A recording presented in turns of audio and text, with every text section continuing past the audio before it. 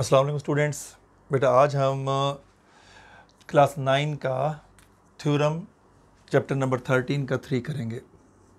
Class 9 chapter 13 theorem 3। ये जो लिखा होता है ना, ये आपके पास थर्ड होता है और ये यहाँ पे चैप्टर का नाम लिखा होता है। स्टेटमेंट क्या है हमारे पास? जो हमारे पास स्टेटमेंट है इस थ्योरम की, जो हमारे पास पेपर के अंदर आती है, सिर्फ और सिर्फ ये स्टेटमेंट होती है। ना नंबर लिखा होता है, ना डायग्राम होती है, ना कुछ और। उसी स्टेटमेंट को देख के हमने आगे चलना होता है। बेटा क्या कहता है? Sum of lengths of any two sides. किसकी दो साइड लें? ट्राइंगल की। वो क्या आना चाहिए? Is greater then third side. मतलब क्या? अगर ट्राइंगल की कोई सी भी दो साइड है, जैसे फर्ज करो हमारे पास एक पता चल गया मैं ट्राइंगल बनानी है, हमने ट्राइंगल बना ली। ट्राइंगल की कोई सी दो साइडों का सम लिया जाए, जैसे A B plus B C लें तो वो सी ए से बढ़ जाए, ए सी प्लस ए बी लें तो बी सी से बढ़ जाए, इस तरह से बी सी प्लस ए सी लें तो वो ए बी सी से बढ़ जाए। यानी कोई सी भी दो साइडों का सम अगर लिया जाए तो वो क्या होना चाहिए? Greater than third side. तो गिवन के अंदर हमारे पास और कुछ नहीं लिखना, हमने सिर्फ और सिर्फ ये लिखना है कि ट्राइंगल ए बी सी है हमारे पास। टू प्रूव के अंदर हमने क्या लिखना है? सम भी शो करना है। कितनी साइड का करना है? दो साइड का। और उसे ग्रेटर शो करना है किससे? ग्रेटर शो करना है थर्ड साइड से। ये सारा कुछ हमें टू प्रूव में लिखना है। अब दो साइडें ले लेते हैं। फर्ज करो हम पहले दो साइड लेते हैं, A B plus B C. पहला पॉइंट क्या बन जाएगा? A B plus B C is greater than A B plus B C. ये दो साइडों का सम किससे ग्रेटर होना चाहिए? थर्ड साइड कौन सी बचती है? गुड, ए सी से। ठीक है, अब ये दो साइड ले लेते हैं, बी सी प्लस सी ए।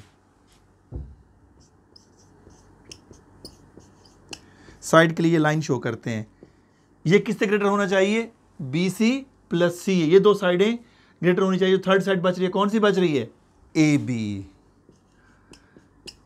ए बी से। थर्ड कंडीशन, ए सी या C A plus A B किससे ग्रेटर होना चाहिए? बी सी से। C A plus A B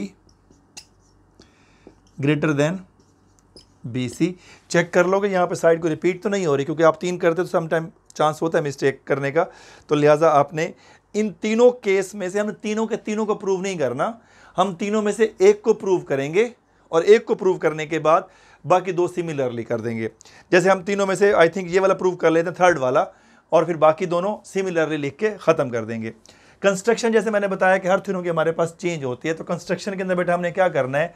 construction के अंदर हम इस सी ए लाइन को इंक्रीज करते हैं और आपके पास यहाँ पे एक पॉइंट ले लेते हैं, फॉर एग्जांपल डी। अगर डी पॉइंट यहाँ ले रहे हैं तो वो डी पॉइंट आपके पास सी ए को बढ़ाने से लेंगे और उसके बाद इस तरह से बढ़ाएंगे कि इसकी लेंथ और ये लेंथ आपस में इक्वल हो। अब हमने क्या किया? पहले सी ए को पे को पॉइंट लिया, प्रोड्यूस करने पे इसको बढ़ाने से हमने इसको बढ़ा दिया, सी ए को। सी ए को बढ़ाया and take a point D on C A produced, और जिसकी लेंथ इन दोनों की आपस में इक्वल होनी चाहिए। इन दोनों की लेंथ इक्वल होनी चाहिए। फिर इसको ज्वाइन कर देते हैं B to D.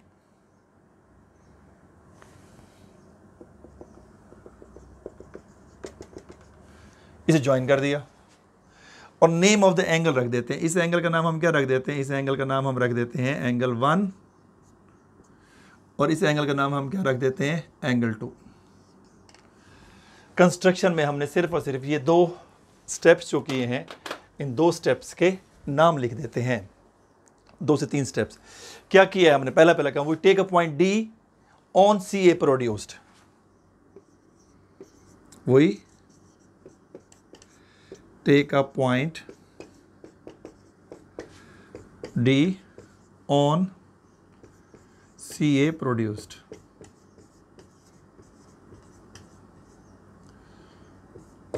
On C A produced. लेकिन जब सी ए प्रोड्यूस किया तो उसके बाद हमने इस डी पॉइंट को ऐसे तो नहीं ले लिया, यहाँ पे ले सकते थे, आगे ले सकते तो ऊपर जाके ले सकते, कहीं भी ले सकते थे, लेकिन डी पॉइंट को लेते हुए ये ख्याल किया है कि ये लेंथ और ये लेंथ दोनों इक्वल हों। यानी अगर इसकी लेंथ 5 सेंटीमीटर तो 5 सेंटीमीटर आगे लिया, अगर ये 6 है तो ये भी 6 है, अगर ये 7 है तो ये भी 7 है। तो यहां पे आप क्या लिखेंगे, such that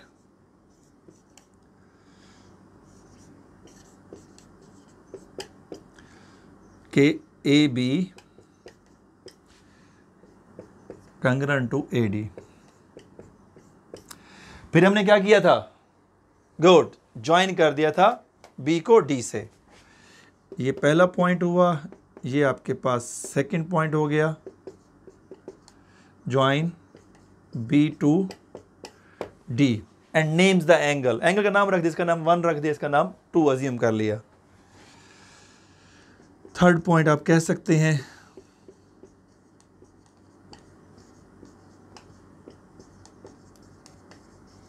angle 1 and angle 2। Construction का काम भी हो गया ख़त्म। कंस्ट्रक्शन के बाद क्या होता है बेटा हमारे पास, गुड, स्टेटमेंट और रीज़न पे आ जाते हैं। तो स्टेटमेंट और रीज़न यहाँ ले लेते हैं और उसी में हमारा थ्योरम प्रूव हो जाएगा और काम ख़त्म।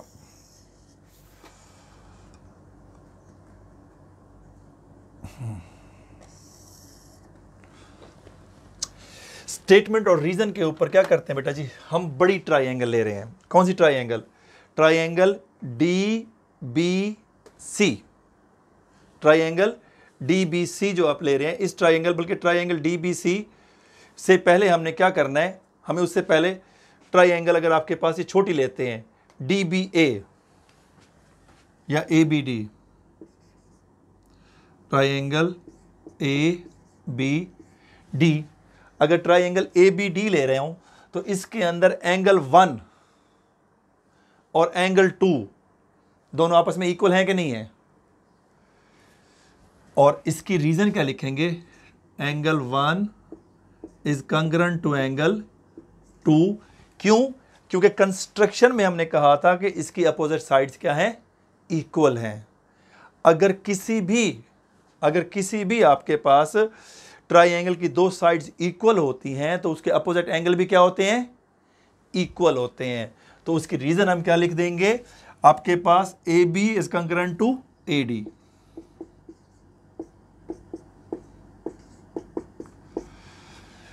यहां तक बात समझ आती है बेटा, चलें ठीक है। अगर ये बात आपको समझ आ जाती है तो उसके बाद अब थोड़ा सा आगे चलते हैं। अब हम ले रहे हैं आपके पास ए बी डी। अब आपके पास, अब जरा गौर से देखो, अगर ट्राइंगल डी बी सी, बड़ी ट्राइंगल के अंदर, इस बड़ी ट्राइंगल के अंदर, इसको इक्वेशन नंबर 1 का नाम दे देते हैं क्योंकि हमने इसका आगे यूज करना है, ठीक है। इस बड़ी ट्राइंगल के अंदर आपके पास ये वाला पूरा एंगल, ये पूरा एंगल मैं ले रहा हूं, इसको यहां तक, इस एंगल क्या पढ़ेंगे, डी बी सी पढ़ेंगे। एंगल डी बी सी इस एंगल 1 से बड़ा है कि नहीं है, क्योंकि 1 देखो ये एक छोटा सा टुकड़ा है और ये आपके पास पूरा यहां तक आ रहा है ना ग्रेटर। तो can I write that angle D B C is greater than angle 1। सही। रीजन, क्योंकि एंगल डी बी सी दो एंगल का सम है। क्योंकि एंगल डी बी सी किससे बन रहा है कि एंगल आपके पास 1 plus angle A B C, अगर दोनों मिलते हैं तो मिलने के बाद एंगल डी बी सी बनता है। तो एक से तो वो लाजमी बड़ा होगा कि नहीं होगा, क्योंकि जब ये पूरा इन दोनों के सम से है तो एक टुकड़े से तो बड़ा होगा ना। जैसे मैं आपके पास कहता हूं कि 10, 6 + 4 10 होता है, तो 10 6 से भी बड़ा होगा और 10 4 से भी बड़ा होगा। इसी तरह से एंगल डी बी सी दो एंगल का सम है, इस और इन दोनों का सम मिलाओ तो एंगल डी बी सी बनता है। तो एक से तो बड़ा होगा कि नहीं होगा, गुड। और यहां पे मैंने लिख दी रीजन आपके पास, इक्वेशन नंबर 2, सॉरी, अगर डी बी सी 1 से बड़ा है और 1 किसके इक्वल है, 2 के, तो डी बी सी 2 से भी तो बड़ा होगा ना, गुड। तो angle D B C is greater than angle 2 और यहां पे हम लिख देते हैं इक्वेशन नंबर 3। बस समझ आई। और रीजन क्या लिखेंगे, गुड, फ्रॉम इक्वेशन 1 and 2।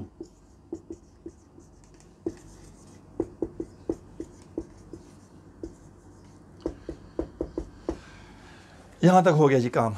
अब आ जाए आगे। अब ले रहे हैं बड़ी ट्राइंगल, बड़ी ट्राइंगल को कंसीडर कर रहे हैं। कौन सी? ट्राइंगल DBC, बिग ट्राइंगल ले रहे हैं। ट्राइंगल DBC ट्राइंगल के अंदर अगर आप चीज एक गौर करें तो मैं कह सकता हूं क्या भला कि ए ये लेंथ CD ग्रेटर देन आपके पास BC, जो साइड आपके पास है CD is greater than BC। अब क्यों कहा है? उसकी रीजन, क्योंकि ये मैंने जो पहले सारा काम किया था ये इस वजह से किया था। जैसे बेटा अगर दो एंगल इक्वल हैं तो उसकी अपोजिट साइड भी क्या होती हैं? इक्वल। इसी तरह से अगर आपके पास दो एंगल अनइक्वल हैं तो बड़ी साइड, एंगल के सामने वाली साइड भी बड़ी होती है छोटे एंगल के सामने वाली साइड से।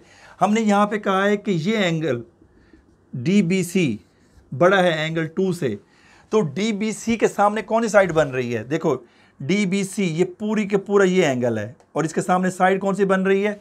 ये पूरी साइड। और एंगल 2 से बड़ा है एंगल 2 के सामने ये साइड, क्योंकि हम बड़ी ट्राइंगल ले रहे हैं। इसको आप निगलेक्ट कर दें, इस AB साइड को निगलेक्ट करें तो ये ग्रेटर किससे है? BC से। तो क्या लिखेंगे हम इसकी रीजन? From equation 3। ये सारा काम हमने किया इसीलिए था ताकि हम ये लाइन लिखें तो उसकी रीजन हम बता सकें। ये इसी वजह से हमने ये सारे 3 लाइनें या 2 लाइनें प्रूव की थी। CD को जरा गौर से देखें तो CD आपके पास 2 टुकड़ों में डिवाइड है। एक टुकड़ा उसका CA है, दूसरा AD है। तो यूं लिख सकते हैं CA प्लस AD, इन दोनों की length greater than BC। Reason क्या लिख देंगे? क्योंकि हमारे पास पता है कि CA प्लस AD सम है किसका? CD का। सम की वजह से हमने ये चीज लिख दी। लेकिन हमें बेटा प्रूफ तो जो करके देना है वो CA प्लस AB करके देना है। हमारे पास CA प्लस AD आ रहा है, तो क्या करें? गुड, हमें AD को AB में चेंज करना है, क्योंकि AD की जगह हमारे पास हमें क्या आना चाहिए? AB। क्या मैं AD की जगह AB लिख सकता हूं? अगर मैं लिख लेता हूं CA प्लस AB जो मुझे चाहिए इज ग्रेटर देन BC, अगर मैं लिख लूं तो मुझे कोई ना कोई रीजन भी तो देनी पड़ेगी। क्यों लिखा है मैंने ये? गुड, क्योंकि कंस्ट्रक्शन में हमने कहा था कि AD और AB दोनों आपस में क्या है? इक्वल। तो AD की लेंथ की जगह हम AB को लिख लेते हैं। और रीजन क्या लिख सकते हो आप? कंस्ट्रक्शन भी लिख सकते हो या ये रीजन भी लिख सकते हो, जो आपका दिल चाहे। कंस्ट्रक्शन में हमने ये काम किया ही ऐसे था कि इन दोनों की लेंथ इक्वल ली थी। अब CA greater than CA plus AB is greater than BC हो गया। अगर हम ये साइड प्रूव कर सकते हैं, दो साइडों को सम थर्ड के बराबर है, तो सिमिलरली हम ये दोनों भी तो प्रूव कर सकते हैं ना।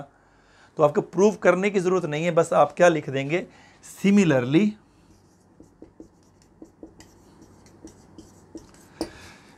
AB plus BC greater than AC and BC plus CA greater than किसके हो जाएगा? AB के। थ्योरम आपका पूरा प्रूव हो गया है। Hope all of you clear. अगर फिर भी आपके पास कोई क्वेश्चन, कोई कंफ्यूजन हो, then you can ask me openly. Okay.